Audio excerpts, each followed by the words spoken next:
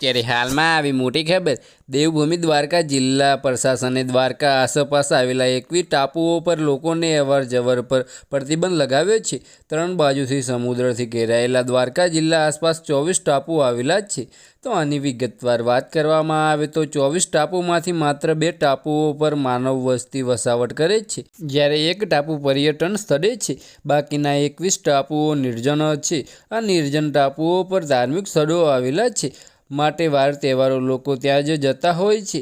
આની વિગતવાર વાત કરવામાં આવે તો જોકે બાકીના દિવસોમાં ટાપુઓ નિર્જન રહેતા હોવાથી દેશ વિરુદ્ધ પ્રવૃત્તિ કરનારા તત્વો આ ટાપુઓનો ઉપયોગ કરી શકે છે, એવી આશંકાએ આ 21 નિર્જન ટાપુઓ પર 29/1/2025 સુધી લોકોની અવરજવર પર પ્રતિબંધ લગાવવામાં આવ્યો છે। આ માટે દેવભૂમિ દ્વારકાના કલેક્ટરે જાહેરનામું બહાર પાડ્યું છે। બસ આજ માટે આટલું જ, અને અમારી યુટ્યુબ ચેનલ પર નવા હોય તો લાઇક, શેર અને સબસ્ક્રાઈબ કરી દેજો। ધન્યવાદ।